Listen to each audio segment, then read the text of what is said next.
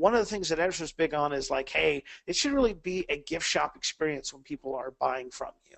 And ultimately, that's what those guys are trying to build.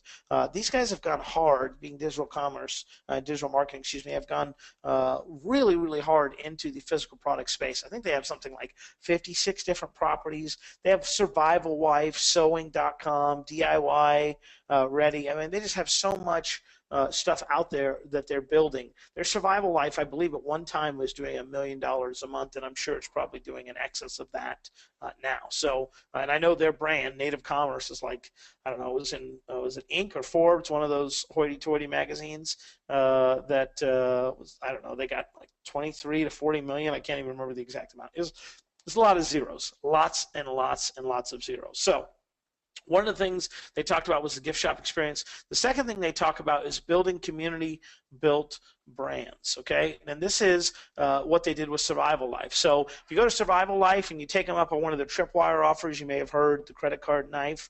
They sold 2 million of those things, by the way, before Facebook said, yeah, no more knives on Facebook.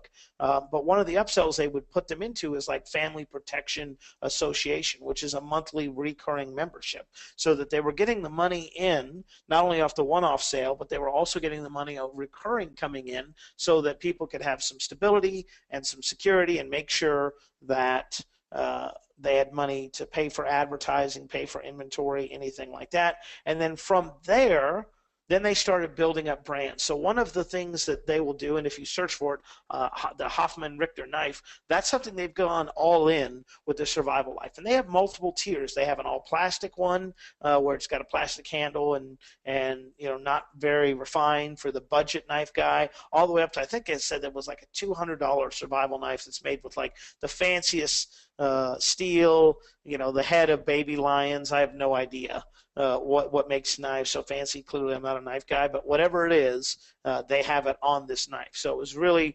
interesting to see how they have evolved and continue to evolve.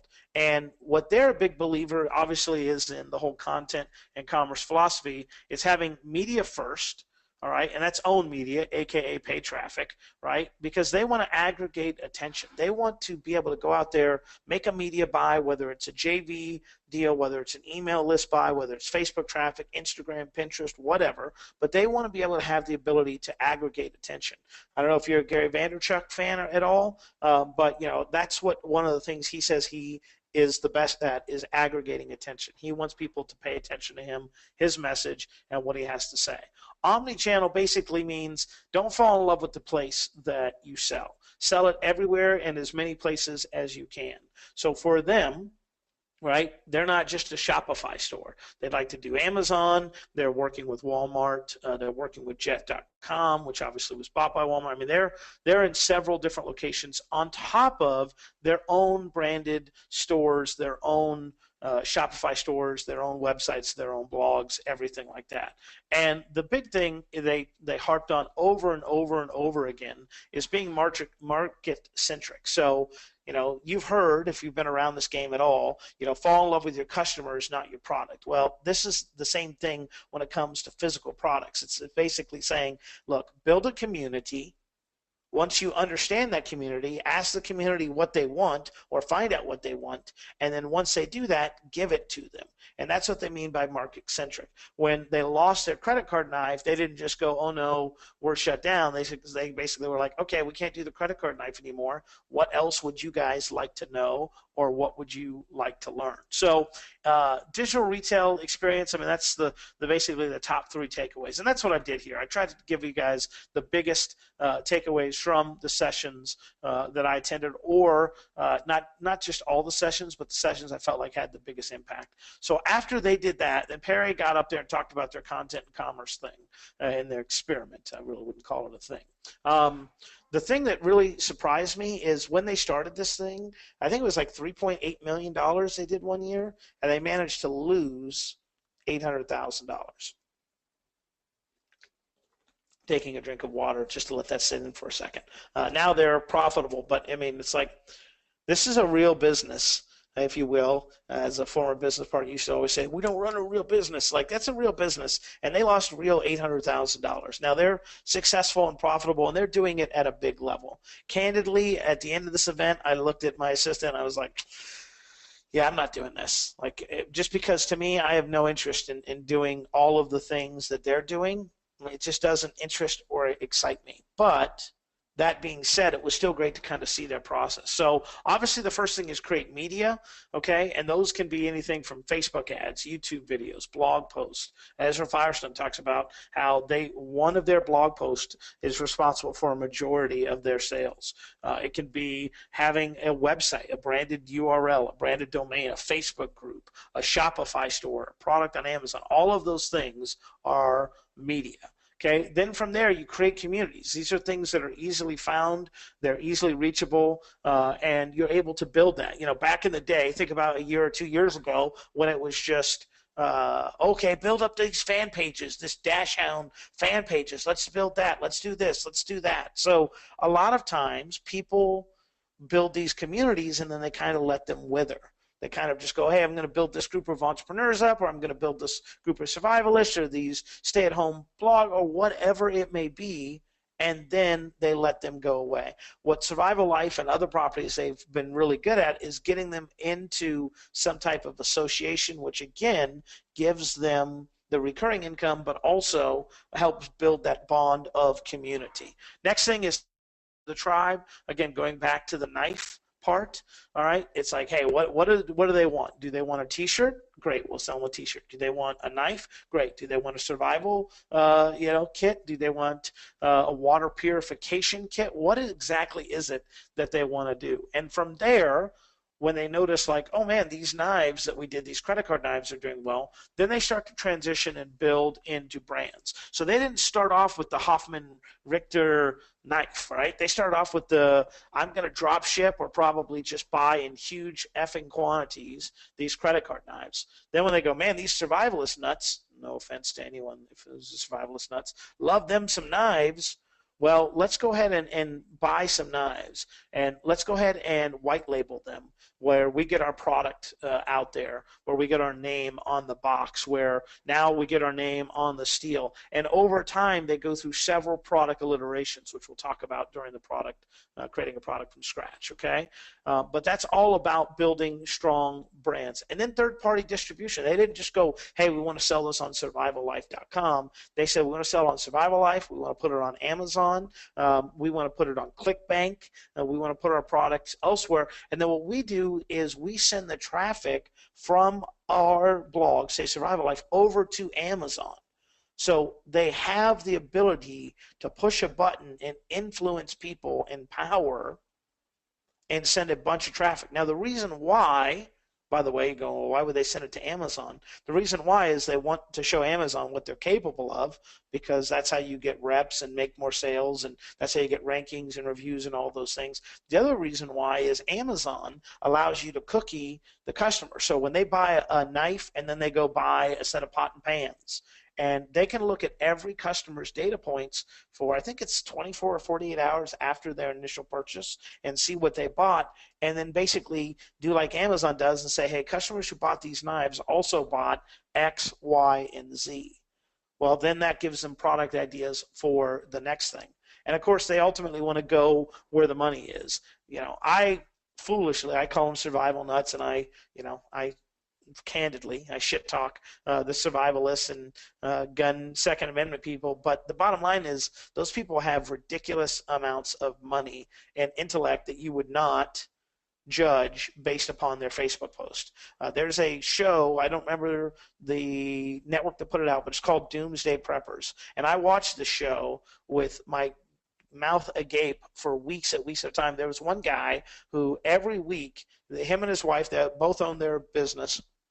Every week he would go and buy alcohol, and not just like, oh, I'm buying a handle, like buying thousands of dollars of alcohol every week or every 2 weeks to store up in his bunker, so that if the apocalypse had, he would have alcohol to trade and market and sell to other people. So my preconceived notion was Hillbilly Jim living out of his van down by the river, right, with his sister wife, and they're for legitimate yet inbred children. And reality is, right, these guys are highly educated, highly political, highly lucrative, and liquid with their cash. You're talking a white male above 40, maybe even above 50, that has probably a high 5 to 6 to maybe even a 7-figure income. So you don't want to pick a market that is a shitty market. They don't have any money. The marketing to millennials may be a lot tougher to get them to spend that money than it would be a guy who thinks the world is coming to an end in December, if you will. So they talked about that, and they talked about creating a product scratch. This was actually a pretty awesome session from Perry. And obviously we start with the market, okay? Here's how Perry does it, which I thought was really, really interesting. He does airport magazine racks. So his whole thing is, like Hudson News, I think is the company. Hudson is the most prolific newsstand in all of the airports, and apparently it doesn't, I'm not going to say it's a lie because I've seen how much they charge me for a coffee or a soda there, but apparently real estate at an airport is like the most ridiculously expensive real estate known to man.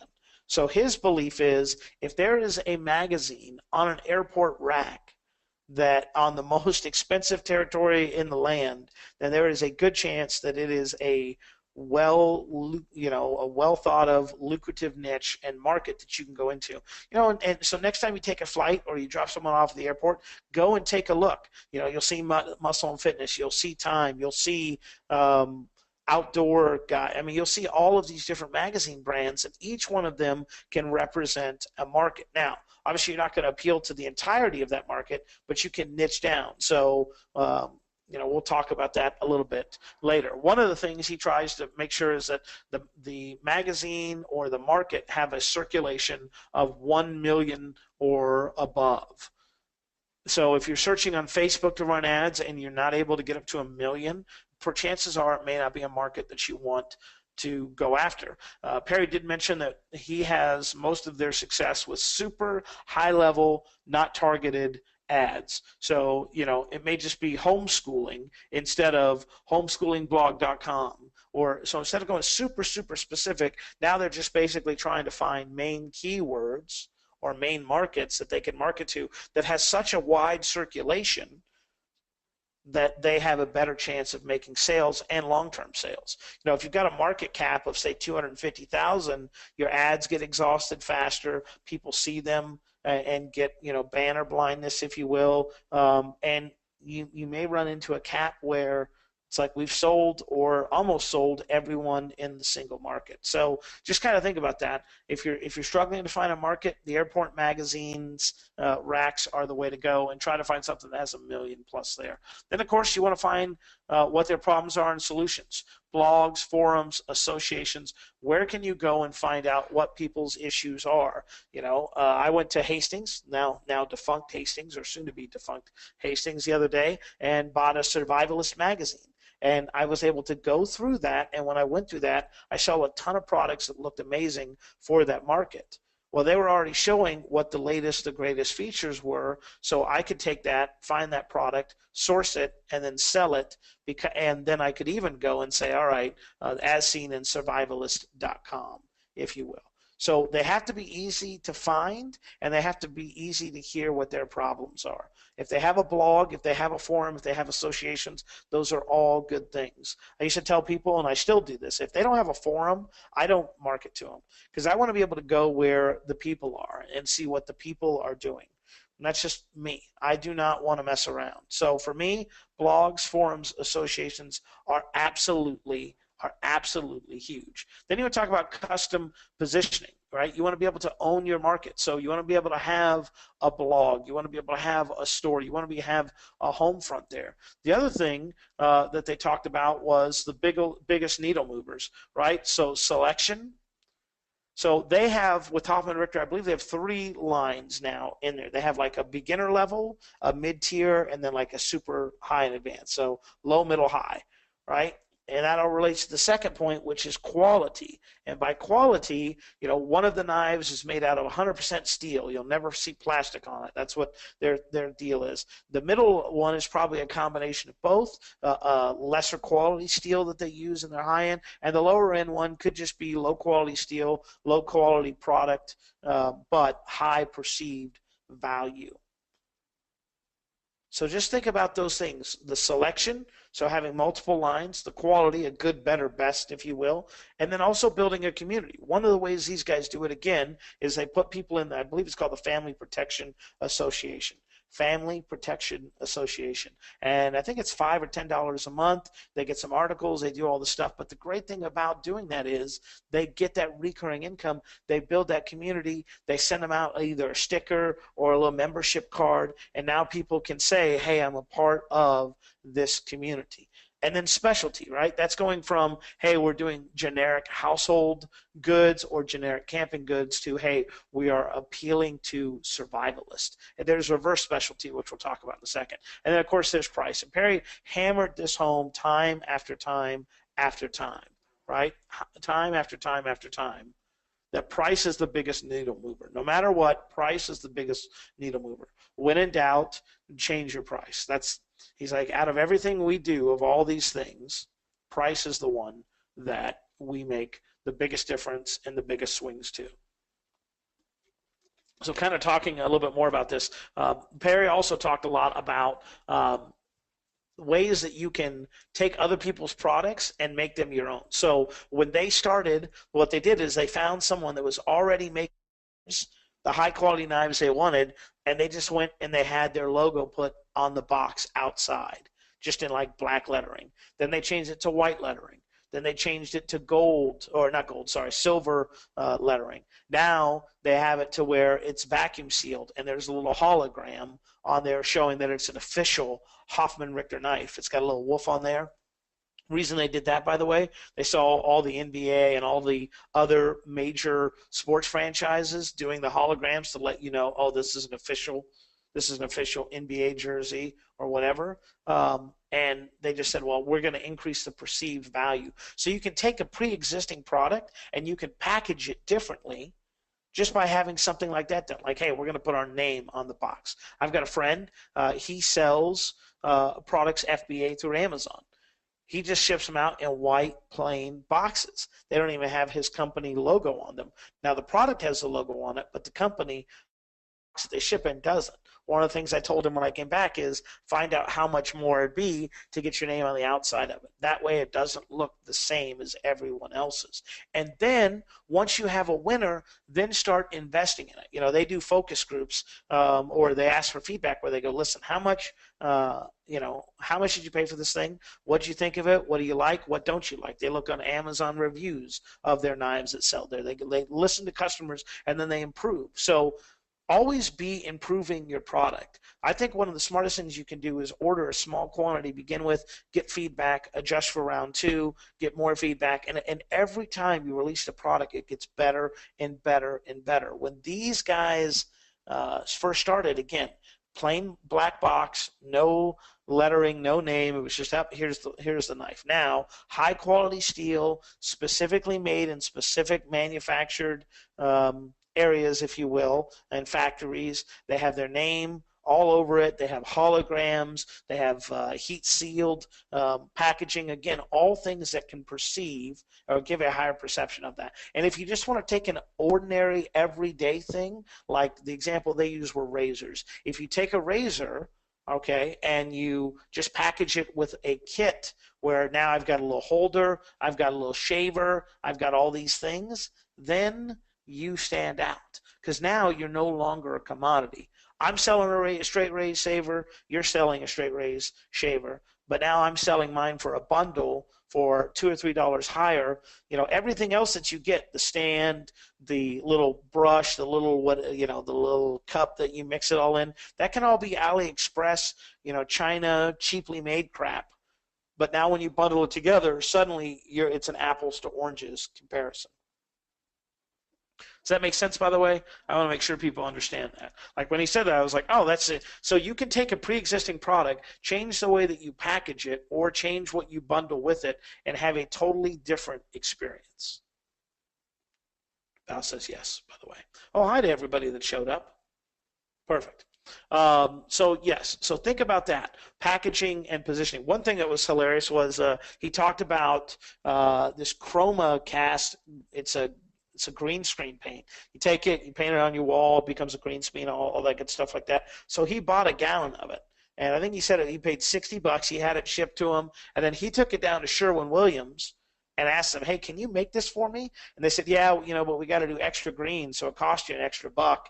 And turns out that they could get a gallon for $13, so they could sell it for a decent markup and have it all sourced locally. So what they would do is they'd sell it, and then when people would order, they'd just go down to Sherwin-Williams, get the paint mixed and matched, and then ship it out to the customers. So they were doing all that locally. They found a product that was selling well. They found a way to have it produced locally for cheap, and went from there. And then one day, they get a knock on the old warehouse door, and the guy walks in. He goes, "Hey, yeah, do you guys sell ChromaCast here? Okay, great. Yeah, do you guys do wholesale?" And they're like, "Yeah, we could sell it to you for like $30 a gallon, I guess." So this guy orders 60 gallons. This down in Austin, and then he comes to pick it up, and they go, "Well, hey, how are you going to pay for this?" And he goes, "Oh yeah, just invoice the company. I need you to send us the invoice. Just send the invoice to Sherwin-Williams." So there's a North Sherwin-Williams store and a South. They had their stuff made in the South store, and then they shipped it to the North store and charged them $30 for the same thing that Sherwin-Williams was making for $12 for them, because they were doing some South by Southwest thing, and they had a booth, and that's what they wanted to do. So just think about that. Just think about that, right? Something simple, something easy, great way to get sampled. This content right here from this talk was amazing in terms of like everything else was just daunting. I mean, just you're like, well, I gotta do Facebook videos and then blog posts. Like this was like, find something that sells, that's crappily packaged, improve the packaging, bundle it together, sell it as your own, improve upon it, get to the point where you make enough sales from it, and then once you're able to make enough sales from it and get enough feedback, then you can start having it produced on your own. So just think about things like that. All right, Chris, glad you liked the explanation. Cool. So, creating a product from scratch. A lot easier than you do. One thing I also want to say that Perry talked a lot about was outsourcing. In terms of, and I'm guilty of this too. We have a Shopify store. We do drop shipping through AliExpress, and from that, we are able to just drop ship. We don't have any inventory. We don't have anything like that. And Perry talked about, and he's right, I see it with my numbers, it's like when you do that, when you buy from AliExpress versus buying from a factory, he says the markup's about 40 to 50%. So if you're buying something for a dollar at AliExpress, you could get that in quantity at 50 cents. Now, obviously you're not going to do that at the beginning, but just go with it, okay? Then you pay a fulfillment house to hold it or ship it out for you. Well, that's $1 or $2. And you start doing that, and that's what eats your lunch. That's why these guys do everything in-house, because they figured out once they, had it shipped over, once they had a fulfillment house mail it out, once they had this, once everybody touched it and got their piece of the pie, there was nothing left over for them to eat. Now, I am a big believer that test something out and then decide if you want to do drop shipping, or if you want to do where you fulfill it yourself, or you have a fulfillment house, or whatever it may be. I like doing drop shipping because it's low risk and it can be an immediate reward where you can make thousands of dollars and then build it up to the point where, okay, hey, I'm going to get a container full of this stuff. The other thing is, I don't want to buy a necklace that's really hot. I don't sell necklaces, by the way. This is an example. I don't want to sell a necklace that's really hot right now, and then after Christmas have 2,000 necklaces no one gives a shit about. And I'm like, hey, y'all, it's a necklace sale, or every order in August gets a necklace. So just think about those things and kind of what fits your business model. Next talk I listened to, and what I'll do, in fact, I'll just do it right now. Does anybody have any questions or want to talk about that, or have me talk about some more about these three? before I kind of go on. That'll give me a chance to get a drink. Tony says, nice so far. Well, that's awesome. Okay. Very good. Perfect. Okay. Amplification, easy for me to say formula. This was a talk where Ezra talked about their Boom Cosmetics. So Ezra Firestone is the owner of Boom Cosmetics. I know because I heard him talk at the I Am Summer Camp that he did $25 million in sales. I think is what they're projected to do this year. And out of that, a few million of that will be profit.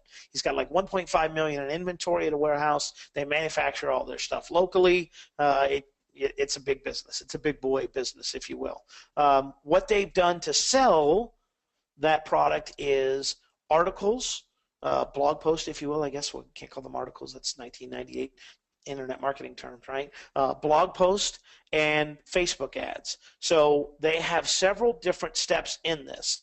First one is the acquisition of a new customer. Second is obviously the retargeting the customer. And third is loyalty, which is just, hey, you've already bought from us. We want to have you come again. So for acquisition, they don't send you to a sales page. So when they market to you on Facebook, they're not sending you to a sales page. They're sending you to a blog post that gets you interested and excited about the blog post. And below the fold, not above the fold, they have multiple calls to action.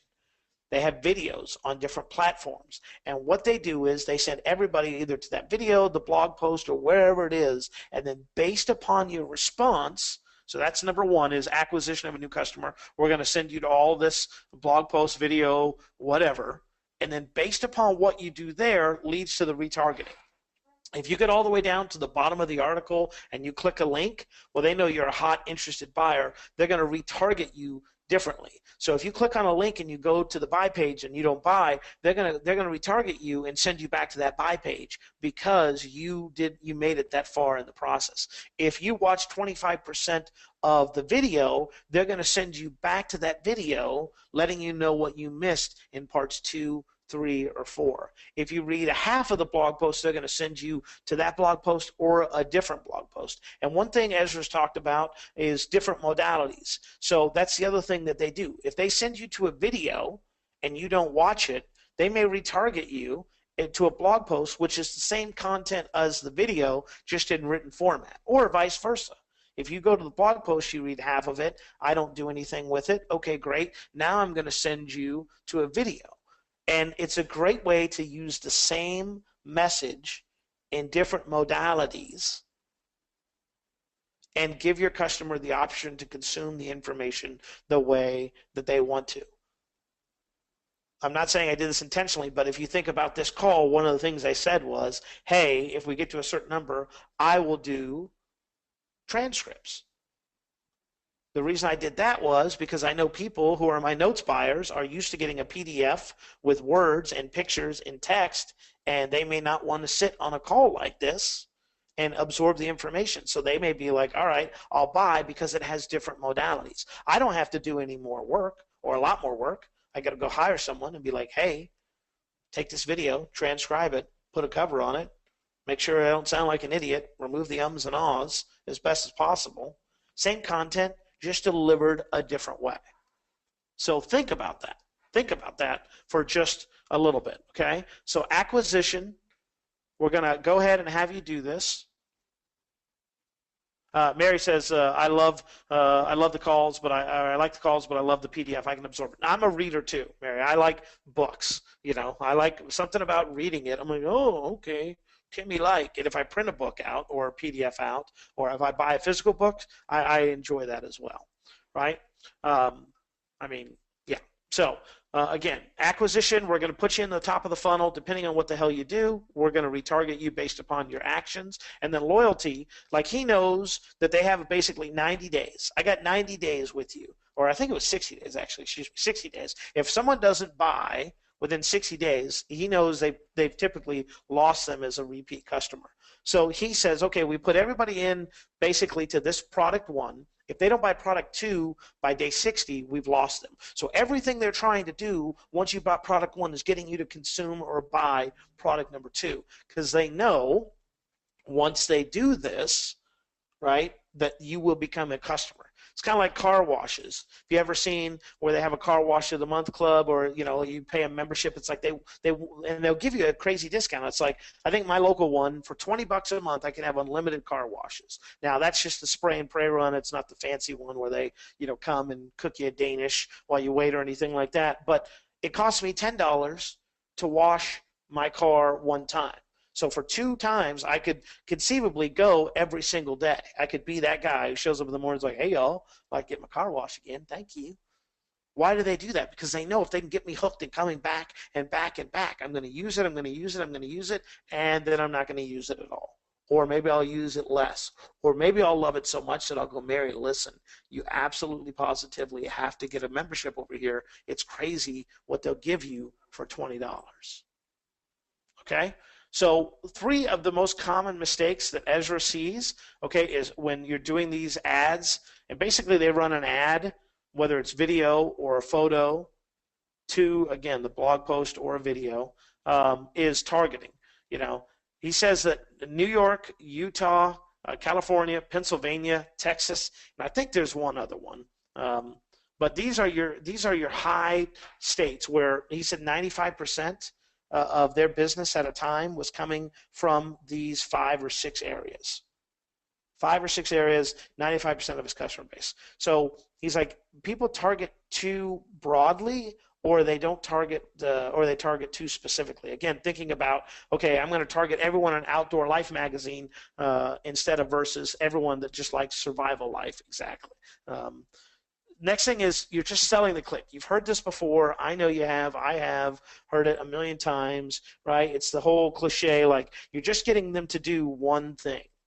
Anytime I try to get a customer to do more than one thing, it hurts the customer's head and my heart. Right? It's like, we just want you to click on this article. Now that you're here at the article, we want you to watch the video, or we want you to click on this link. Now that you're here, we want you to add this to the cart. Now that you add it to the cart, we want you to buy the upsell. Now that you've done that, we want you to check out. Now that you've done that, we want you to this or that. So always just think, what is the next step? Always sell the Cliq. The next step. That's what you want them to do. Step 1, step 2, step 3, step 4, step 5. Plan it out and go, okay, what's the first thing I want to do? Well, we're going to do a Facebook ad. So first thing I need to get them to do is click. Great. Okay, once they've clicked, what do we want them to do now? Well, I want them to watch the video. Okay, once they do the video, where do they need to go? The order form. Okay, when they're at the order form, what do they have to do? And really spend some time and draw that out. I guess you could use the fancy word called funnels, that apparently is this new, greatest, and latest thing. But you get the point, right? And then again, post-engagement selling. Remember, 60 days or they're gone, okay? And you want to have a conversation with them that's already going on. So it's like, hey, you bought this.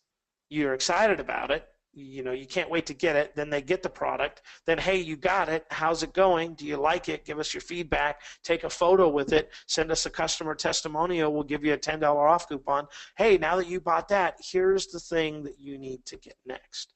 So just think about those things. The targeting, selling the next step, or selling the Cliq, if you will, and then post-engagement selling as well.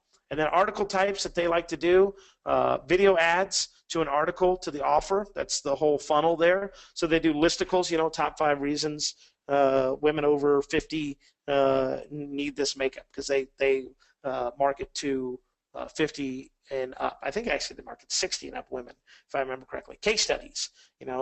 Ezra does this a lot, smartmarketer.com. He does it a lot with that, where he does a case study. Hey, we ran this ad, and let me show you how we made, a cajillion dollars in 4 days with this thing. Really, really smart to show people that. Okay, it's a lot easier for me to sell you guys something if I go, hey, y'all, I did this. I was successful. I show you how I did this for some money. Please give me some dinero. I need some money.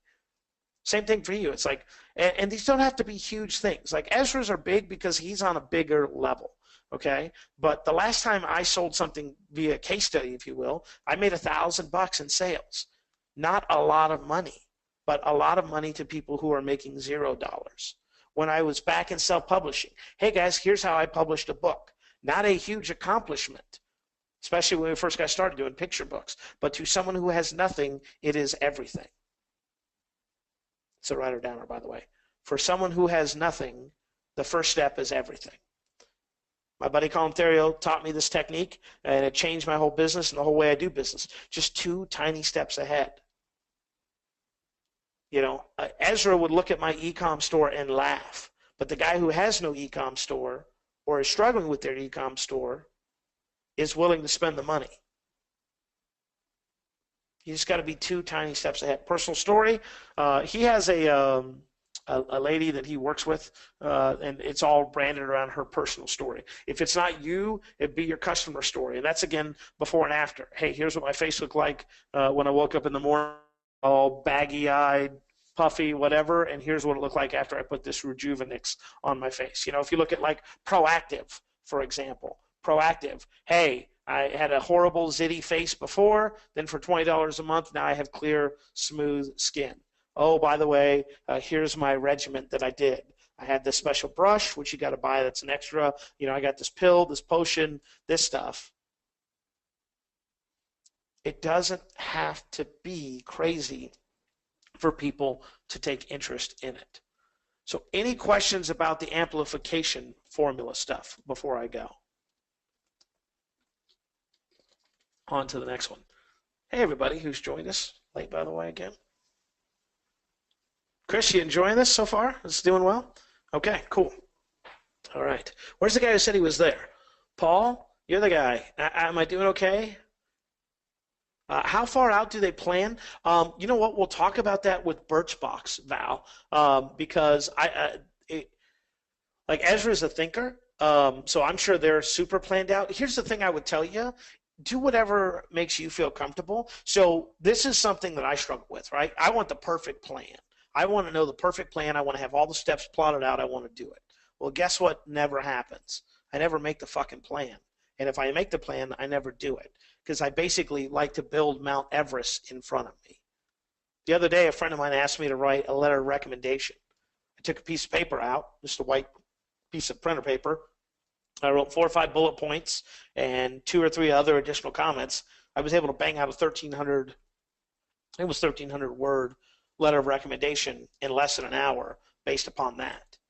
Now, ideally, in a perfect world, I would light an incense. I would put on my Magic noise-canceling headphones, which are amazing, and put on my Spotify writer's mix. I would shut the door. I would put a sign up that says "Do not disturb." I would tell everyone I am busy. Tim Castleman, the writer, is in the room, and he has shit to do, and you need to leave me alone. But the problem is I will never do those steps. So you need to do what makes sense for you. That's what that whole convoluted story is. If you try to make a plan and you don't succeed with it, then don't make a plan. Or just make the first step of the plan. You hear about these tiny habits. It's like downgrade it to the ridiculous. Well, I can't go work out for an hour. Okay, can you put on your gym clothes every day for a week? Can you set out your gym clothes and put them on every day for a week? Yep, sure can. Okay, well, then downgrade it to the ridiculous. What's the small thing that you can do now?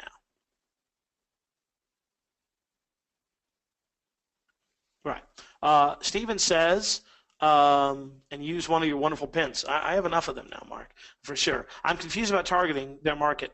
They stay very broad, but use blog posts to step them towards the conversion. Right. So, Stephen, they don't do like I do with my e-com store, where I go, hey, I got this widget. Come buy this widget. They target women with articles, 5 things you need to know about your health in your 50s, for an example. Then they send it to them. They get them all excited about that. And then when they do that, then they have call to actions in the articles. By doing that, their cost is a lot cheaper. And again, they're able to target specifically based upon what you do. So they're not asking for sex on the first date, if you will. They're all about whining and dining, right? They're all about, let's just go have a couple drinks and see what happens, if you will. Does that make sense? Perfect. Paul says I'm doing a good job, so I'll keep going. Good. All right, then Roland Frazier gave a talk to the top 50 fastest growing retailers. Here's what these guys do, and it's not in here, but I mean, this is what they do. They find something that's already working, and they use that as their model. So they go, okay, we want to get in the survival space. Who's the top survival dog? We're going to do exactly what they're doing to start. and then we're going to improve upon it. So they model things all the time. I was just, before we got on here, because I'm a big UFC fan, I was just watching the UFC press conference. For those of you who don't know, Ultimate Fighting Championships, it's where grown men and now women get in and beat each other unconscious. It's not your thing. I totally get it. They just sold for 4.2 million. Yeah, how about 4.2 billion dollars? If you ask them how they built their business, they will tell you they followed what WWE, which is a pro wrestling company, did. They just said, "Oh, that's the model. We're following that." So these guys are big about modeling and finding out what's working, right? Finding out what's working and then going from there. So a better model.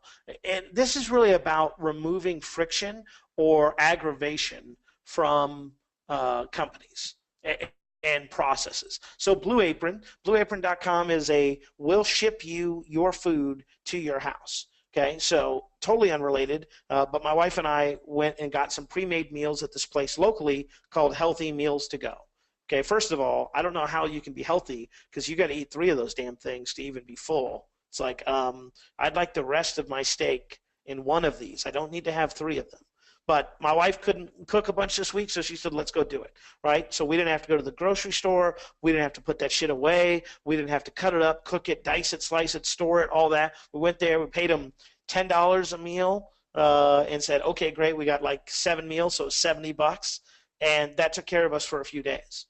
So instead of being hungry, I got to go turn on this and do this and cut up and clean and all that, we just went microwave 2 minutes, bam, good to go. Healthy, nutritious food prepared for you. That's what Blue Apron does, right? That's what Blue Apron does. Are you too lazy to shop? Great. You single, don't want to shop? Fantastic. We'll ship you the meal. You just prepare it. It's all sliced. It's all diced. It's ready to go. You enjoy it. Dollar Shave Club. You don't want to pay $19 for a razor that has a vibrating handle and 1,700 blades on it? Well, how about you pay us $1 or a few dollars a week or a month, and we'll just ship the razors right to you. PrimaryKids.com. This is a clothing store. I don't have children. They mentioned it. It has kids stuff on it. Do what you want to with it. But it's all about finding out stuff that you can do a better job of. It's like, again, where can you remove the thing? I would love it if you want to make that Healthy Meals to Go even better? How about I sign up for a deal where every month you deduct my account for X number of meals, and on the first of on every Monday, you just come and drop my meals off to me. I don't even have to go to your store. You just drop those off to me. Can you do that? That'd be even easier. So find a place where you can make it easier and simpler for the company, but also for the customer. A big mission, right? Tom's Shoes. For those of you who aren't familiar, Tom's Shoes model is you buy one, we give one away to underprivileged people. So buy a pair of shoes, do a pair of shoes. You'll see these mission-centric companies, I guess is a fancy way of saying it, but companies who aren't just out there to go, we're trying to make the most amount of money. They're going, we want to make the most amount of money while helping people out in the process. This is real fancy. The Profit Watch Company. I don't know what it is. I have it on my DVR. If I wasn't lazy, I would have gone and looked up. But 2 weeks ago, Russell Brunson was on the Profit, and he helped this watch company. I don't remember the name of the watch company. Just type in the Profit watches. You'll see it there. But what they got started was they did 10 watches for 10 different causes for 10%. So if you bought a red watch, that was supporting AIDS research. So you bought a red watch. You told the world, I'm supporting AIDS research, and then 10% of your purchase price went to the nonprofit that did that. They had one for cancer. Well, they got away from it, and they started making watches like everyone else, and lo and behold, their orders tanked in half because people will buy shit with a mission. I mean, how many of you guys are parents and you get dragged into buying overpriced candy bars, popcorn, wrapping paper, whatever the hell else out there from the neighborhood kids, Girl Scout cookies, because it supports a good cause? I mean, when I was a kid, I sold popcorn through the Boy Scouts. I sold thousands of tins. I was even on a radio station where we sold like $5,000 worth of popcorn in just a few hours. Well, why did people buy $35 popcorn from me when they could make the same shit at home for $2? Well, because they were supporting a cause and a mission. So if you're just thinking about coming up with something, like for instance, for my thing, okay, I sell arts and crafts primarily to women. If I wanted to attach a mission to it, I would attach to something that is a women's rights issue, like breast cancer. And I could say like, hey, 10% or 2% or a percentage of your purchase will go to that. Well, now people will pay a little bit more, or even if they don't pay a little bit more, they're willing to shop with me because they know it's going to a good cause. Amazon, smile.com or smile.amazon.com. Then you can pick the charity that you want the money to go to. That way, when you buy all the shit that you buy on Amazon, they get a little kickback. Have a mission. Have a mission. Next thing they talked about, and I'm noticing this a ton just through Facebook, is chatbots. So it's funny, they talked about this, and then I saw it happen in real time. I was communicating with my assistant via Facebook Messenger, because that's what you do when you're a highly unsuccessful company, is you use Facebook Messenger, right? And I was like, hey, I'm going to go here for lunch. I'll grab an Uber.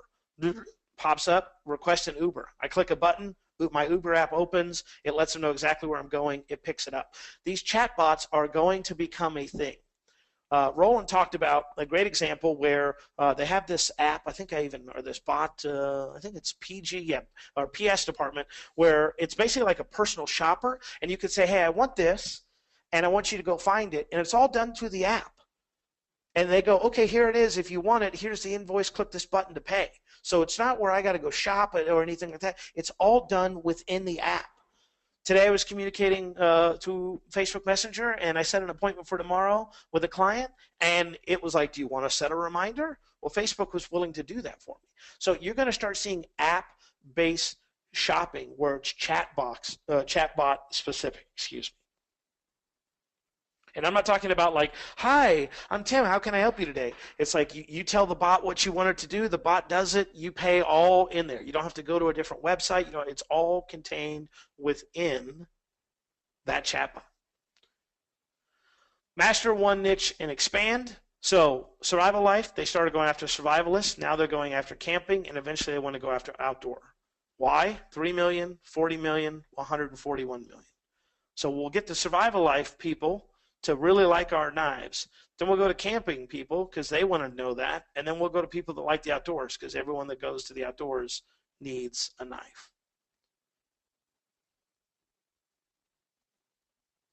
Right? Think about that for just a second. So we're going to make a product here, survivalist, okay? Then camping, we're going to sell it to the general public and then the outdoor people there. Brian, don't worry. I'll get you taken care of, man. I know you got to run. I'll get you taken care of. Don't worry. Okay, so interesting there. Okay, Dan says he has a newbie question. And Dan, that's perfectly fine because we're all newbies here. About when having an e-com store is having a blog in a niche that I'm selling products for essential. I recently started a glass pipe store. Oh, Dan, what type of glass pipes you selling? I was wondering if making huge mistakes by not having a blog on the actual e-commerce site. So, Dan, when I got started, what I did, now let me ask you a couple questions, Dan. We'll just do a little hot seat. Everyone can benefit from that if you all don't mind. So, Dan, are you selling these? Are you creating these yourself, or are you just buying them from someplace and selling? Because that's going to determine my answer to you. So tell me that. I'll take another drink of water, and then I'll answer that. Dan's making them himself. Okay, cool. So Dan, what I would say is, if you came to me, I would say, okay, these are going to be custom made. So you have to have something showing people what it is and why it is that they're buying your glass pipe versus someone else's glass pipe. Why I don't just go down to Tobacco Express and buy one of those crappy ones over something I would buy from you. So what I would tell you is, I think for you, I think the differentiation point of it would definitely be to have a blog. And what I would do, Dan, if it was my business, okay, is I would set up a tripod and my smartphone, because I shoot all my video on smartphones now, by the way. If you've seen a video from me in the year, it's like, yeah, it's definitely not a high fancy camera. And then I would take people through every step or process and explain to them why it's different and better to do and to purchase from you.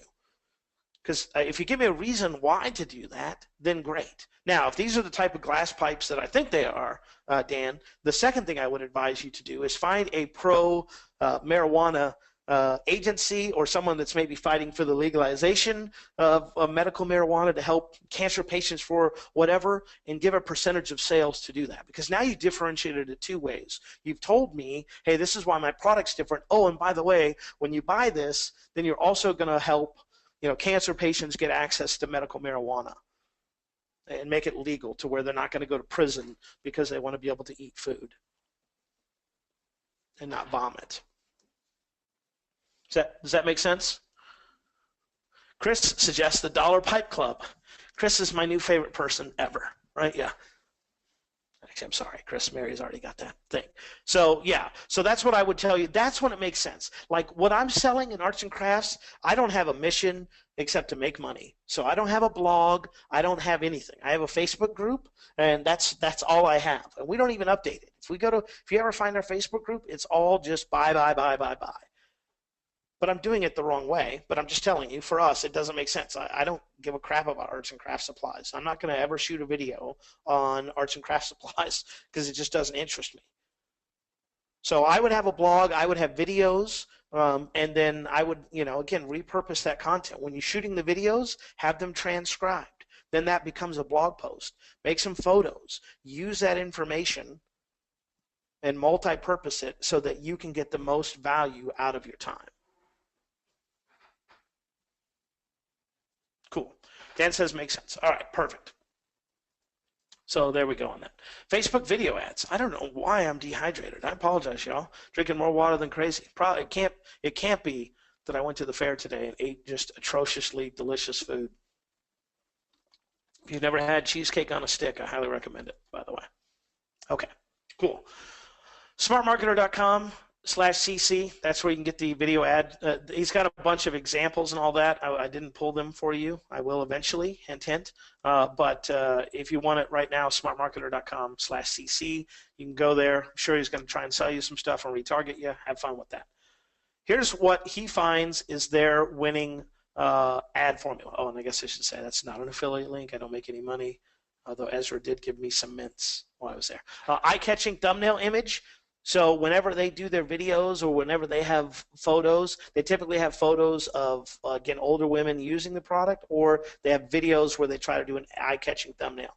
They try to do a product demonstration video on all of theirs. So here's how you apply it. Here's how you use it. Here's how you do all those things. And again, a call to action at the end of the video. Not an overlay, but like a, hey, click this, do this, go here, do things like that. And then again, they retarget users based on their actions. If you watch 25% of the video, they send you a certain type of retargeting ad. If it's 50, 75, and 90, that's their spots. 25, 50, 75, and 90.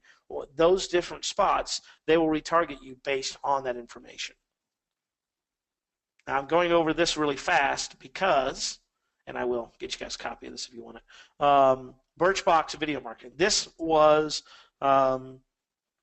it's hard to say. This is probably one, if not one, it's definitely number 2 in all-time presentations for this content commerce thing. Like the lady who did the presentation, she freaking knew what the hell she was doing. Like you know when you just like talk to someone or you hear someone speak and you're like, yeah, they're not bullshitting. Like they know exactly what they're doing. Yeah, that's what they do. So what they found, and for people who don't know, Birchbox is a monthly subscription, a makeup deal. I think it's $20 a month, and you get 4 to 5 different things. Like a lip gloss or a new brush or a new this or new that.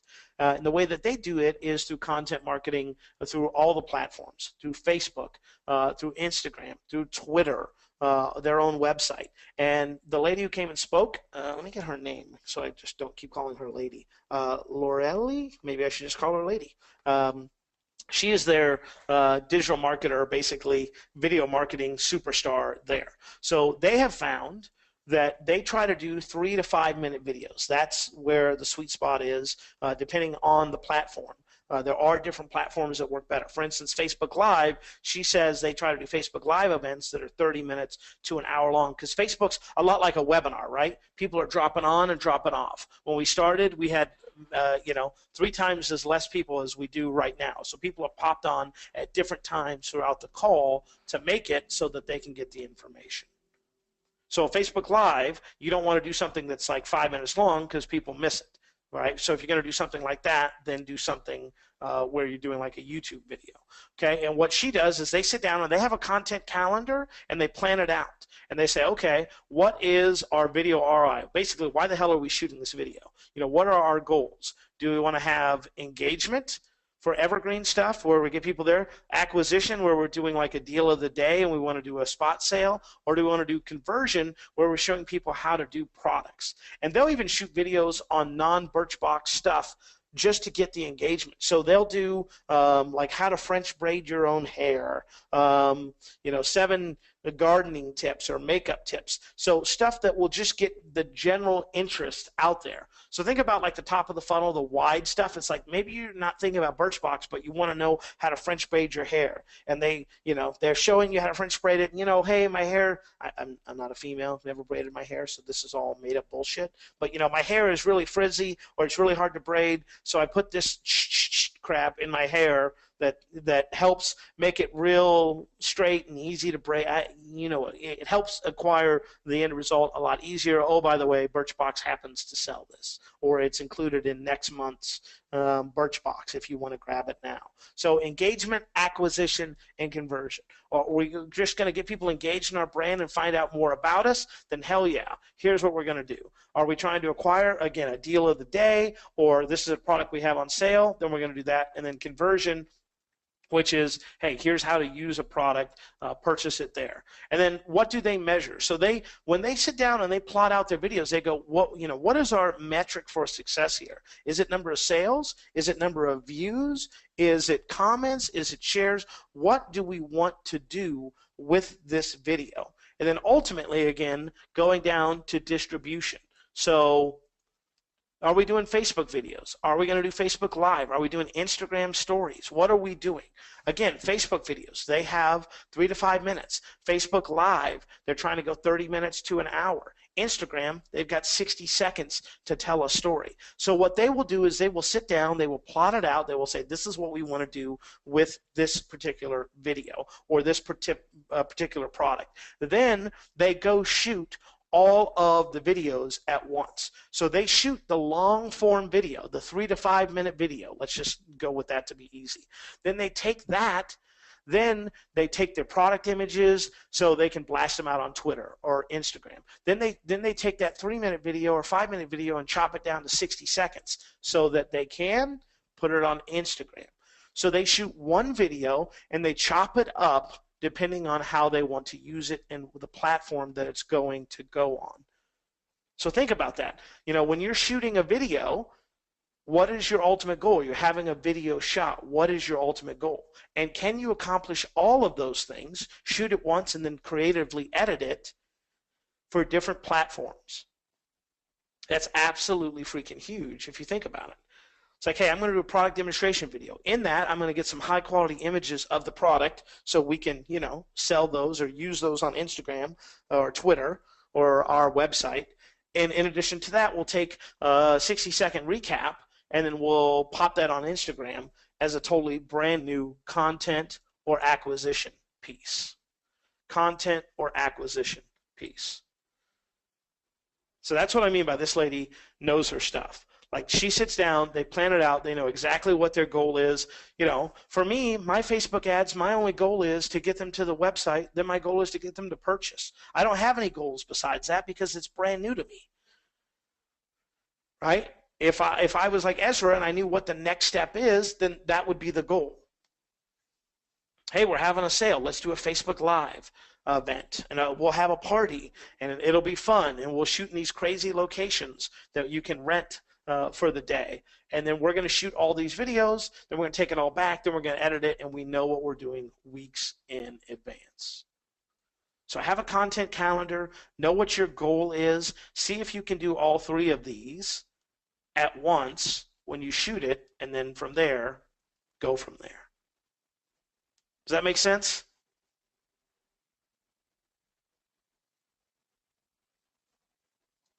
Total sense. Exclamation marks, yes. See, this ain't so bad.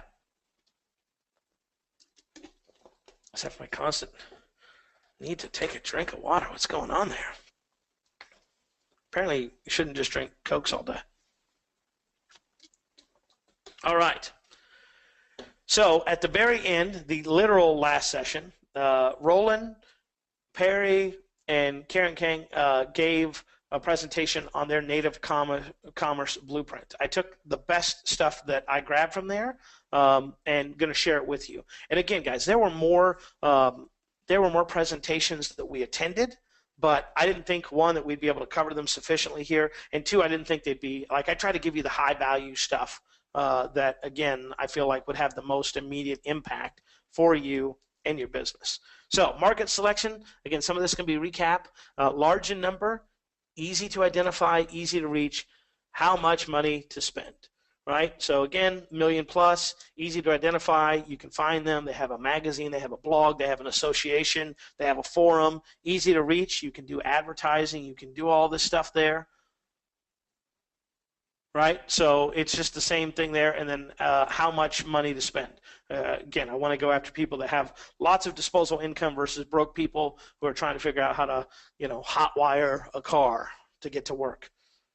Differentiate, talked about that. Packaging, we talked about that. Selection, good, better, best. Here's our entry level, here's our mid-level, here's our high level. Quality, our entry level has good parts. Our mid-level has higher parts. Our top level only has the highest thing.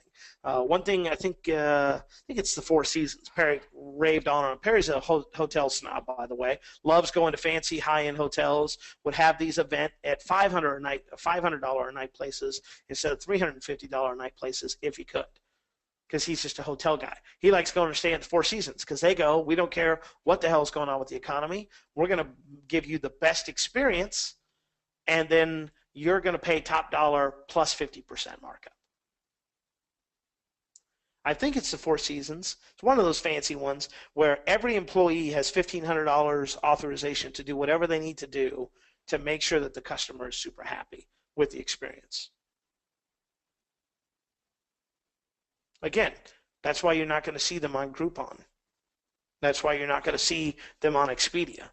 Niche, again, hey, we're going to start with survivalist, then we're going to go to outdoorsman, camping, then we're going to go to people that are just like outdoor sports. And again, price. Better a bunch, so I'm going to harp on it a bunch. Price is where you differentiate and you move the needle. When we did drop shipping and we sold stuff at $9.99, we sold When we dropped it to $6.95, we sold a shit ton. That's all we did. We changed price. It's the easiest thing to change, and people tell you it's the laziest thing, and it is, right? Because it's like you're not changing anything else, you're just taking a lower price, but when you're just getting started, that's how you do it. Brand, what makes you different? What is your standard? Again, the Four Seasons standard is totally different than the Motel 6 standard, right? What makes you different? How do you stand out? Well, we're just not a knife. We're a Hoffman Richter knife because we gave it that name and we put it on the packaging. Well, we're not a cheap knife because now the knife name is on the knife itself and the packaging, and it's vacuum sealed, and it has a hologram, and. What makes us different? Well, we do top quality ingredients, and we give 10% back to the Forest Association to plant trees in our honor, whatever it is. We have 10 causes for 10 watches, and we give 10% of the profit away to those causes. Find something that stands out. Get a mission. Get something that you care about. Going back to the glass pipe example, if you're making it yourself, well, people that smoke obviously are hardcore about the legalization of being able to smoke.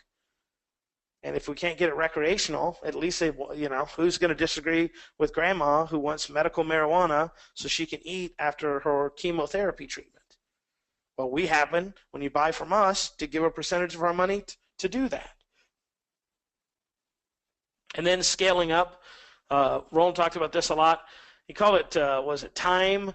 It's time, cop, doc. So they're big on using other people's technology. So they use several different websites to get competitive intel. They just license that technology. They didn't go out and build the tools themselves. Inventory. Who do you know that's got warehouses or can just drop ship the inventory for you? Money. Who do you know, apparently subtopic 1, who has money? Can we use the bank's money versus our money? employees. Again, instead of having to hire someone, can we hire someone seasonally? Can we outsource it to where we don't have to hire anyone? Or can we just temporarily find someone to help us? Customers. Who already has the customer you want? One of the things they talked about was they use Survival Life to build up their political brand. And then from their political brand, they found out that, hey, people that like to do survival and be deep in politics also like doing do-it-yourself projects. So we're going to build up DIY Ready with this. Okay, well, believe it or not, people that do DIY stuff, apparently their wives are big into makeup. So now we're going to start makeuptutorials.com. Things of that nature, where they are using, they're taking their Survival Life customer and putting it into political stuff, DIY stuff, makeup stuff, sewing stuff, believe it or not, and they're using their existing brands to build the other ones. You know, if you go on Facebook or you go on Instagram and you see someone post, hey, y'all, go like this page, well, chances are they own that media. It's like, hey, go check out my friend Brandon's page. If you like hilarious tweets about Hillary, he does hilarious tweets about Donald Trump. Well, they probably know or own, or he's getting a kickback deal, but he's building it off of one property that builds another. Yeah, and then you can do things like they do, which is charge $18,000 to send an email out for your product or service to their list. That $18,000 gets used for ads.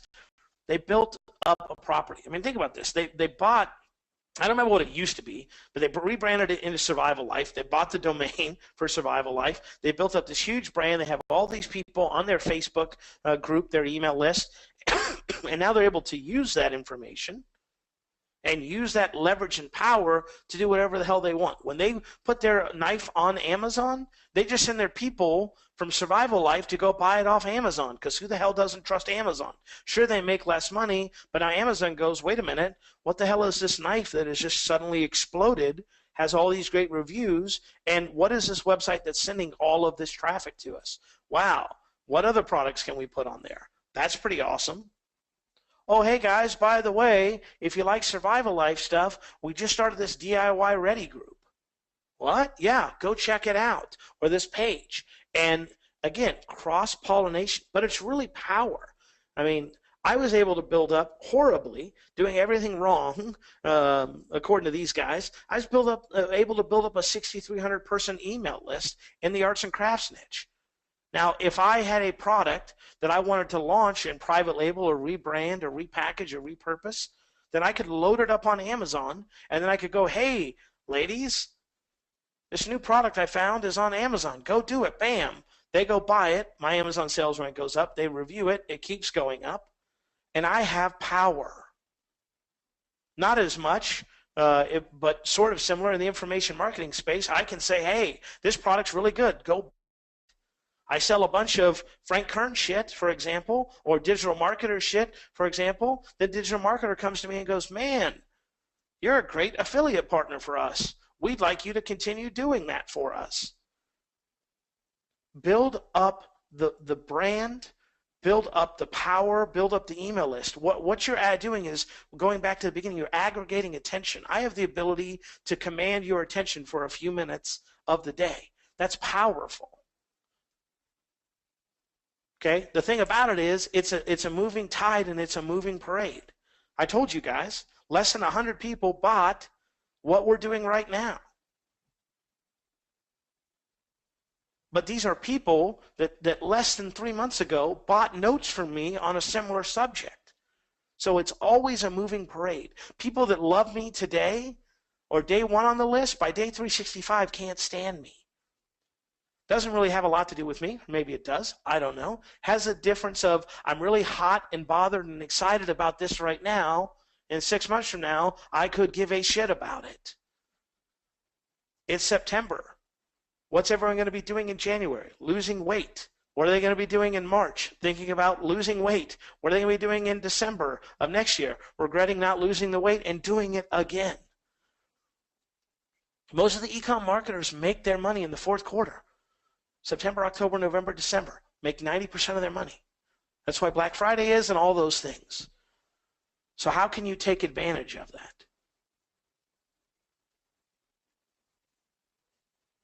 Okay, customers, operations, again, manufacturing. They don't have their own plants, they go to manufacturers. When the knife thing that we keep talking about, they went to one of the premier knife makers. They found out where they made their knives in China and went to China to the factory and said, hey, we want you to make our knives too. You already know how to do it, obviously. You have high quality standards. So they didn't have to open up a manufacturing. They didn't do any of that.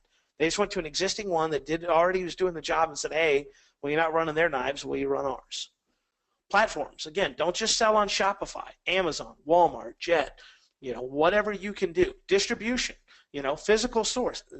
Digital Marketer owns a survival store or like a gun store in Austin, Texas. Why? Well, because they want to be able to put products out there and see how people react to them. Hey guys, we got this new knife in. Oh man, that handle looks like crap. Oh, I wouldn't buy anything, that cheap Chinese plastic produced piece of crap. Right, one of the artists, for those of you who don't know, I've been living under a rock, I like live music. One of the artists, I just spent $35 on a hat. I can't believe I did this. $35 on a hat that I may or may not ever wear, but one of the things he made it a point to tell me was this is a U.S.-made hat. Everything, the patch, the logo, the stitching, all of it done in the United States of America. I paid $10 more than I normally would for a hat, $10 or $20 more actually, because it was like, oh, it's made in the U.S. It gave me a reason why to do that. Overstock. Hey, we got, I forget what it was. I think it was a scope or something. But they went to this company and they were like, hey, we like that scope. And they were like, yeah, we've written off 2 million of them. Do you want them? And they just gave them to them. I think it was a scope or something in that field. And then, of course, content. Who is already doing the content that you want to do? And can you just license it? So they licensed they're doing a website on dogs. They licensed a book on like the 500 dog breeds for $750 a year. A year. Hey, it's 500, $1,000, $2,000. Content can be created or licensed extremely, extremely, extremely cheap. Now, look, these guys are doing it at a high level, okay? Again, they're spending millions and millions of dollars. I don't want you guys to get discouraged, okay? But you need to decide if this is for you. If it is, awesome. If it's not, that's okay too. I mean, I made a decision at the end of this, like, yeah, I don't want to be in the e-com space long term. I just don't. I can do what I do now, digital products, with a 90% profit margin, or I can do all this stuff for 10 to 15% profit margin. Ezra Firestone, $25 million, making $2 to $3 million profit. Sounds amazing. All I can think about is, holy crap, you got to do $25 million worth of work to get 2 or 3 million. So you have to decide. Jetpens.com. That's where someone mentioned my fantastic pens. I'm on this fountain pen kick lately. If you go to jetpens.com, you will see that they have photos, high quality photos of all of their stuff. They even to the point where if you buy a notebook from them, they will show you the paper, like how thick it is, and they actually have photos to show you the line spacing. That's how detailed. A lot of their stuff has videos. A lot of it has product reviews or customer reviews. But when I went to that website, before I even went to this thing, I thought to myself, is this something I'm willing to do for my e-com store? No, it's not. Well, then I need to get the hell out, because if I'm not willing to do the work, and there's nothing wrong with that, you just decide the juice is not worth the squeeze, then you need to get out. But don't think you have to go all big like these guys did. If anything, what I would do is I'd find a product that sells well, find a way to differentiate it simply through doing packaging or bundling it with something, then sell it, and then once it's selling well, get feedback on it, and then private label it. Again, I've got a friend selling a product on Amazon doing thousands of dollars. All he does, he found a product that was already selling well, put his name and logo on it, gave it a different name, sells it, does really well with it. If he would put the logo on the outside of the box or do a couple different things, I think it would multiply and amplify his sales, but that's ultimately up to him. So you have to find the model that works best for you and decide how much you want, time, energy, etc., that you want to invest. And that was really my big kind of takeaway from content and commerce. So I do want to answer some questions for you, but I did promise you guys live on the call a surprise. So surprise number 2 is just going to be for people live on the call that I'm going to tell you about it. People watching the replay, don't worry, you'll still get it. You just won't get it as fast as these fine people. So here's surprise number 1. I bought the content and commerce recordings because I could not be in all places to all people.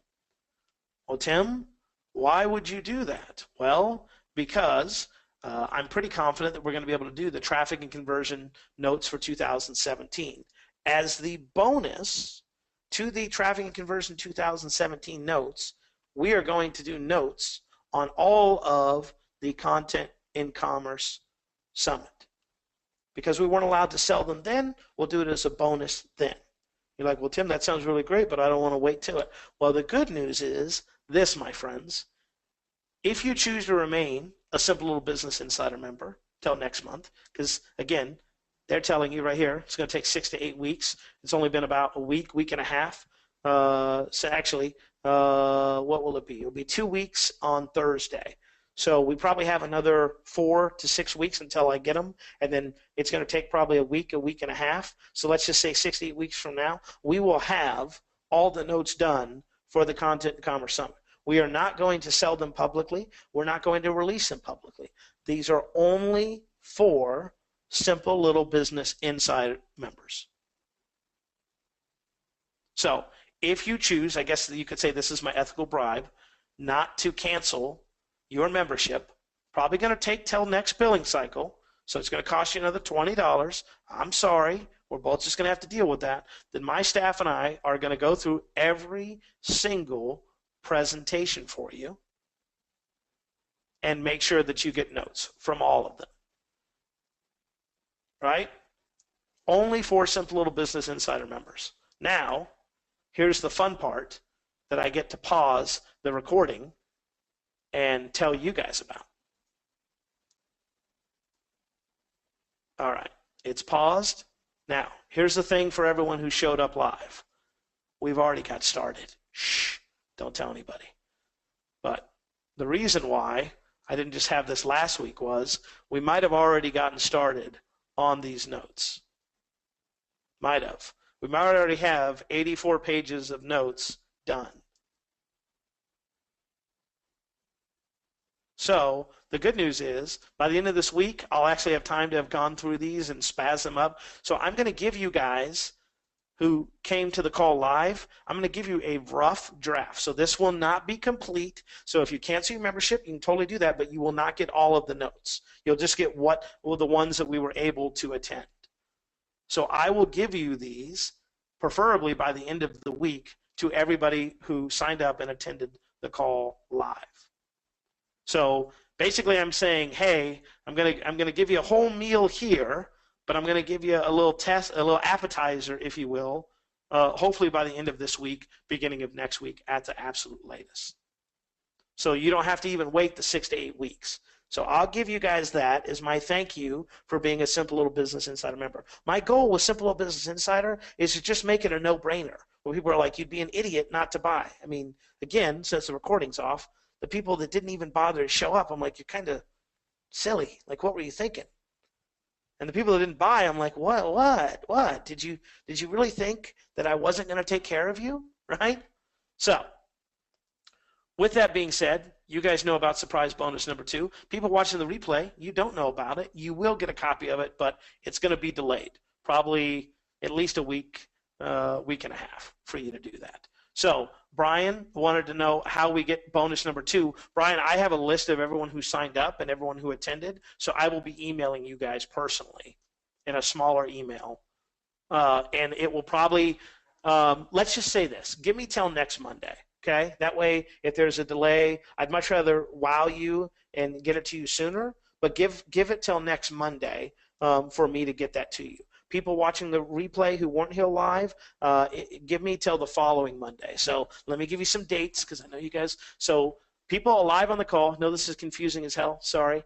Give me till October 3rd to get it to you. People not on the call, give me till October 11th. There you go. All right, I feel like that's fair. That way I can go through and yeah, and make sure it looks good. I mean, I have a quality standard that's why they're not for tonight, because they're not up to my quality standard. They're almost there, but I want to make sure that we give you guys the best stuff. So anyway, just let you know that. So with that being said, with the surprises being let out of the bag, I'm more than willing to answer any and all questions that you guys have about anything e-commerce, not e-commerce related, whatever it is that you want to talk about. Let's talk about it, and we'll do that. It's 8:24 my time, so we'll do that for like the next 15 minutes before we get out of here. Chris, thanks, man. I'm glad. This is new for me because I've never done it like this. Normally we do the notes and then we do the presentation, and I can but we didn't really have that to go like, so I could be like on page 4 of this. And so I appreciate the fact that it came across hopefully well and definitely worth your time.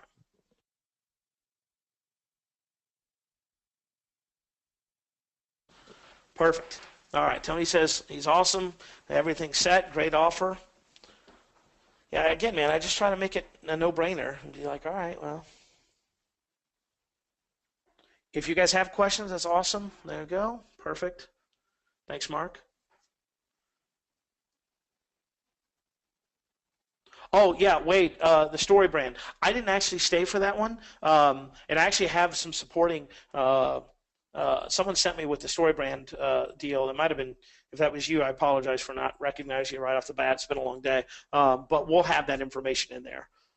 And yeah, there were, again, there were some presentations that were awesome, and there were some that weren't. And that's why I think they didn't want me to do the official notes, because they're still trying to figure it out. So, for instance, like we went to one, and we'll give you as much notes as we can about it. But some, like, was the ghost bed one. Okay, there was a ghost bed, and then a how to win at e-commerce even when you sell the same thing. Well, what they did was they took a speaking slot of however, let's say 45 minutes, and then divided it in two. So like for the ghost bed, it was really awesome until he looked down at his slides and said, oh shit, I have 1 minute, and then blasted through 90 minutes or 90 slides in the last 60 seconds. Well, we're going to do our best to give you the notes on that, but obviously he didn't get to finish his presentation. Just as the person that was after him with the Win It e-commerce thing, they sell like tchotchkes and like engraving pens and things like that. They basically took their presentation that they would give at like an industry event and tried to give it to these people. So it wasn't specific. It wasn't e-commerce specific. It was like, if you are a tchotchke seller like we are, here's how we differentiate ourselves. And they had like photos of food. It just was a terrible presentation. So if some of the notes on the presentations are lackluster, just understand that wasn't us. And we're going to do the best we can. Okay, perfect. Gotcha. When ordering from AliExpress, do you request a vendor not to send an invoice? Yeah, we tell them not to send the invoice, Stephen. And we do e-packet only shipping. Will you continue the arts and craft e-com sales or move back just to digital products? Mary, I have paused. I'm 100% transparent here. I have paused our e-com store. One, I feel like we're failing doing the digital marketing thing. So it's like, let's get our first house in order before we do the second thing. The other thing is I just don't care about it, Mary. I just don't. I'm not going to lie to you. I give a shit about arts and crafts. It's not worth it. For me, it just wasn't worth the profit margin. Okay. Now, what I'm about to say sounds really dickish, and I understand that, but just understand I'm coming from a little different frame of reference, right? When I had a day job and I was working for someone else, to make an extra $1,000 a month, I thought would change my entire life. Now it's like not worth my time. Okay. And I understand that comes across as dickish, but to make that extra $1,000 a month, I have to have an outsourcer to help me. I got to worry about if I send an oops email like this thing, when I was like, hey, we're meeting on the 20th. Oh shit, it's the 27th. Everybody was like, nope, no problem. But if I mess up your e-com order, I got to pay for that twice. There's a real cost associated with it, right? We had a company that was fulfilling our orders that misordered $8,000 worth of product. That was an $8,000 check that I lost. Or $8,000 in profit, real world profit I did. So for me, it's much harder for me to say, hey, physical products are where it's at when I'm making a 90% profit margin, and I'm not making that much, but just for ease, versus a 10%.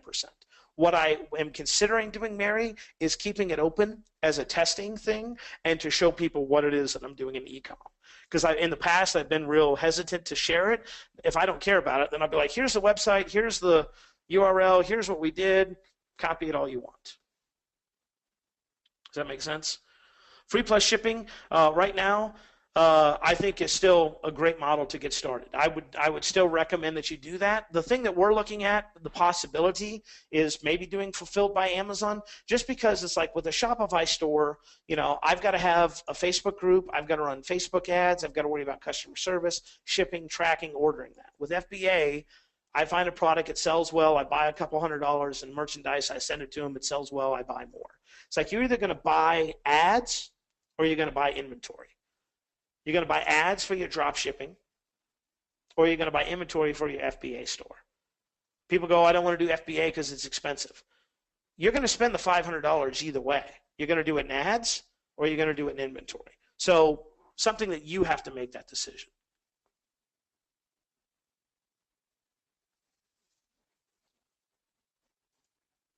What are your thoughts? Okay, there. Were there a lot of exhibitors similar to the number of digital marketers? It was smaller, and there were different vendors there for sure. I mean, this is like traffic and conversion was 8 years ago, where it was just something they kind of, hey, we're going to do it. We're going to do the best we can with it. We're going to learn a lot from it, and we're going to improve. So they've already announced Content and Commerce 2017, but they don't know when, they don't know where, they don't know how, but they know they're going to do it. So this was a dry run for them. So that's why I don't hold them, you know, they're learning with this just like they did with TNC. I think this will become a premier e-com event in next year and maybe 2 years.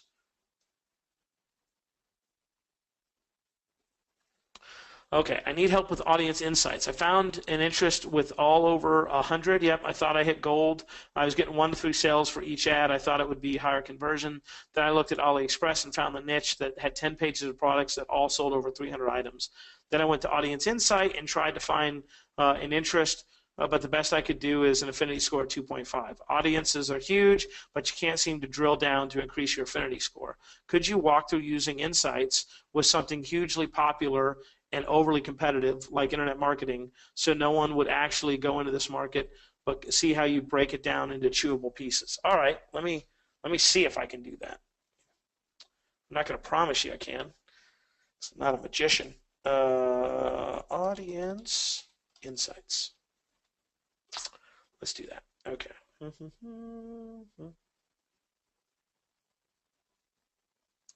Okay.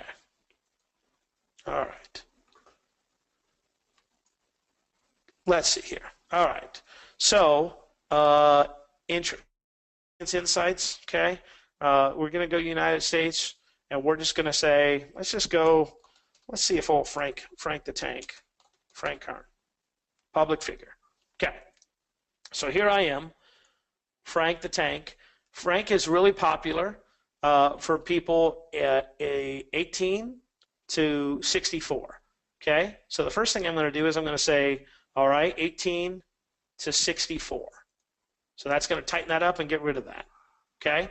The next thing I'm going to do is obviously 82% of men. So if I was on a budget, then I would do men versus women, okay? Now when I do that, then I'm going to also look at audience size as well. 40 to 50K, not a ton, but a decent amount.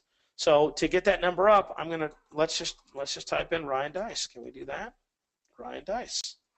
Now we're going up to 92K. Let's see here. Eben Pagan. I feel like I might have spelled that wrong. Eben. There we go. Pagan.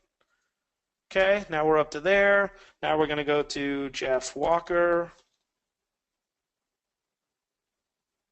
Oh, Jeff Walker. Wow, okay. Let's see. How about Perry Belcher? Perry Belcher. Okay. He's an author. Anyone else got any? Let's see here. Anyone else that you might think would be worth targeting there? Who knows? But now we're 150K to 200K. I would still like to get that up, like 350K over there. But now that I'm doing that, now I'm going to go to page likes. and then I'm going to go over here to affinity. So you've got, obviously, people that like Frank Kern, surprisingly like Frank Kern. They like ClickFunnels. Russell Brunson. Hello, genius. Russell Brunson. Okay. That doesn't seem right. See how that went all wonky there? I don't think that's all. I could be wrong. I have no idea what that is, but let's just say that's that. Okay. So now I've got 1, 2, 3, 4, 5 interests there. Now affinity score. So what I would do is I would target, okay, the IDG.TV, Russell Brunson, Frank Kern, Rising Fall, ClickFunnels, and my first Million Mentor Academy. And all of those I would target with those interests. I would target all those pages. And what I would do is $5 for every interest. So 1, 2, 3, 4. Let's just do this. Let's do this one, Russell Brunson, Frank Kern, and ClickFunnels. So I'd spend $20 on an ad per day running to those. And then what Facebook will do is it will know that you're targeting those interests. And by those interests, I mean the IDG.TV, Russell Brunson, Frank Kern, and ClickFunnels. And it will say, hey, Russell's outpulling Frank, or Frank is outpulling Russell. And it will naturally spend your money where it makes sense to spend it the most. Does that make sense? I hope. And the reason why, I used to say, hey, do these each individually, but then a buddy of mine was like, yeah, but the problem is if I like Russell Brunson or Frank Kern, you're paying twice to show me the same ad. Whereas if I lump all of these 4 together, then I'm only showing it to people that are once. Oh, and then also you can see up here, Frank Kern, Ty Lopez is another one we can do that. Rising Fall, I have no idea what the hell that is. That might be, all of these things. And that's how you get your affinity score up higher. And then what will happen is after a few days, then you realize, well, men 35 to 40, it costs $1 to get a click versus 18, it costs $3. Well, now I only want to target men 35 to 40. And you can go as specific if you'd like. Is there a way not to target people you have already sent an ad to? If you pixel them, then what you can do, so like let's say I send them to a page, if you pixel them, then yes, because you can basically create a custom audience and you can exclude that custom audience. And you can have it only show to new people. Absolutely. So like when I was doing my arts and crafts thing, what I would do is I would take my email list, and anyone that was signed up to my email list didn't see my arts and crafts ads because I only wanted new people because it was a new tripwire offer. And the other thing you can do, Stephen, is if you build an email, right, you can take that email list and you can do a lookalike audience. So you upload it and you say, okay, I want you to find lookalike audience for me, Facebook. It does that, and you do really well with that. I mean, you can go down a rabbit hole, my friend. However you can do it. All right, what other questions do you guys have for me? I'll be more than happy to answer them. Just let me know. Or did I put everybody to sleep with that? I was like, what is this? What's going on? One last one. All right. Steven's taking advantage of free coaching, y'all. Let's do it. I received an email from my Shopify store that made it look like my customer was reordering. When I checked my order section, it said I did not have any new orders. Is there a way to disable the automatic emails that it generates? Stephen, I don't know that, honestly. I wish I did. Hit up Shopify support. They will help you out a ton. I just saw your email, by the way, Stephen, so we're glad we answered those on the call. Hit up, Shopify support. They'll be able to tell you how to do that. I'm pretty sure there is, but I don't remember off the top of my head. What process do you go through finding additional drop shipping companies that have more of what you sell? Wade, all we did was AliExpress. We just went 100% AliExpress. We typed in our primary keyword. We saw what sold well, made sure that it was specific to our niche, that they had a bunch in stock. And then from there, we just did drop shipping where they did free plus shipping offers. Oh, sure. It's just aliexpress.com, and I will put that in the chat. aliexpress.com. Yeah, what I would tell you, Val, I mean, and I'm just going to tell you, Val, I'm not a big fan of MLMs, but what I think would work well, and what I've told every MLM person, what you really want is you want more downline people, right? You don't give a shit about the product. I mean, the product helps. That's awesome. But really where you make most of your money is convincing your friends, families, relatives to become, a sales associate. So what I would do, Val, if I was doing something like that, is I would do a two-prong approach. The first prong, I would show people how I got associates, and I would basically say like, hey Tim, do you want to sign up and be an associate of MLMX? Great, I'll show you how I get people to sell MLMX for me. So, people are lazy. Okay, people are busy, and as a result of being busy, they don't want to have to think for themselves. So develop some email templates, a postcard, a cold calling script, whatever the hell it is, however it is that you get someone to sign up, document that process, and then give me that process when I buy the product or service from you. Because now I'm not just going to go at this alone. You're going to show me and give me exactly what it is that I need to be successful. So that's thing number one I would do. Thing number two I would do is the product and services, whatever it is, show a demonstration in action and show people, how you, I mean, even if you did that and you shot a video, again, even with your smartphone and you upload it to YouTube and that's a sales process that you have figured out. Okay, better if you do it more than once, obviously, but it's still something that, hey, here's how you can make your first sale. I'll give you this. And here's what I did. I already shot the video, and all you have to do is put your link below. And so I would do that. Here's how I get the people, and here's how I sell the product. Paul wants to know, and Mary, I'll answer your question here in a second. Have you taken Ezra Commerce ecom course? No, Paul. We do have it, and we will be going through it. He's ecom certification course through Digital Marketer. If any of you guys are in their DMHQ through us, we'll have notes on that hopefully by the end of the year, because we've got 3 more, I think, to go. So we'll have that for you. I have not used his plugins. I know about them. I have not used them. I do Shopify. Man, we kept it real simple, real easy. And Mary's question is, what's your next big project, Mary? We're doing the Todd Brown event, MFA Live. We're doing that next month. We're also doing Converted with Clay Collins. We are going to end up doing that, even though people are like, oh, no, I don't really want it. It's like, okay, cool. We're still going to do it because it's freaking lead pages, and we want to get in good with those people. But what I'm actually doing right now in the background, Mary, is the reason I paused my e-com store, and the reason why I've let some of my smaller recurring membership stuff go, not Simple Little Business Insiders, that's not going anywhere, is I'm giving myself space to figure out what my next thing is. As I look, and you guys can provide me feedback if you want to on it. I started off in offline marketing. Then I did self-publishing. Then I did e-com. My tendency is to figure out the trick and then not want to do the trick anymore. So I figured out how to write books, how to make them bestsellers. Then I stopped doing that. We figured out e-com on a very small level, not to any huge level of proficiency, but then I just got tired of it and just didn't want to do it. So I'm pretty good at taking something from nothing and building it up. I seem to like that. What I need to get better at is, okay, get to a point where I want to eject and either hand it off to someone or keep it maintained, but I don't know. Big term, like I love doing the notes, but I don't necessarily always want to be the notes guy. It's like I want to be like, hey, the notes is something we do on top of this other amazing bomb-ass thing that we do now.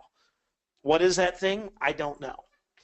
I have an itch to go back and write some. Maybe we'll do that. And I can envision myself kind of having 2 or 3 pots and being like, I want to eat out of this one, then this one, then this one. Because I'm just not, I'm not a guy who's going to open up a shop for 20 years. That just sounds pretty boring to me. Yep, taking notes on both those, and we will have those for sale, Paul.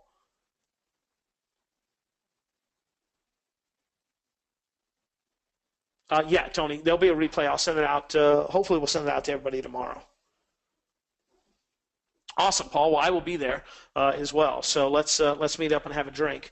But no, Todd's asked us to do that. I'm very fortunate and very blessed that we get to do this. I love doing the notes. I mean, I learned something. I get to come back and share it with you guys, which makes me really learn something. I enjoy the process.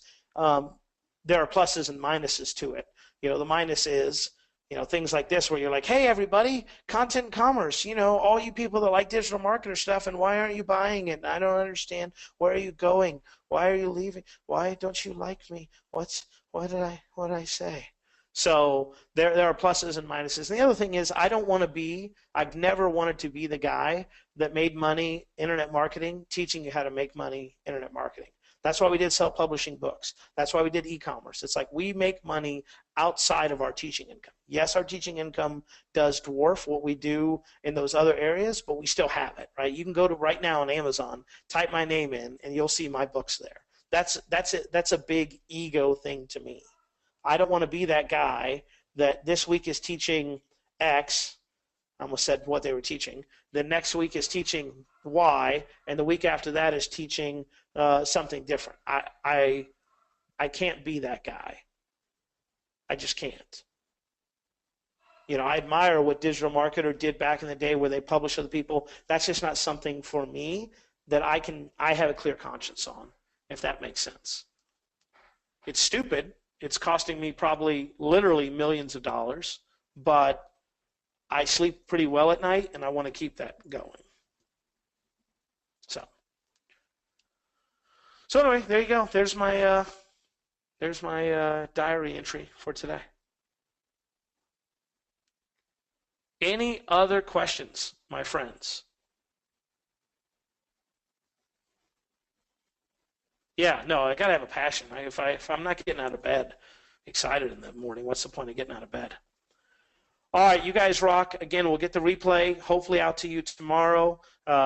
You guys all know the recordings have been bought. That's going to take 6 weeks, so don't even look for those till the end of October at the earliest. But if you stay a member, you'll get them. And for people that were live on the call, you get that special bonus, and you know when that's coming. People that don't worry, you'll get it. It'll just be sometime late next week. All right, you guys are awesome. Thank you very much, and I greatly appreciate your time and attention, and I appreciate you coming on. I feel bad. I feel like I beat people up on these calls, like, oh, people don't come, but like, to steal from Gary Vaynerchuk, like, comments are my oxygen. Like, and for you guys to be here, it makes me excited. It makes me want to teach this stuff a lot more than talking to two people. I'm wired like that. So there you go. Stephen, I'll hit you up with my email so you can be in contact with me if you need. All right.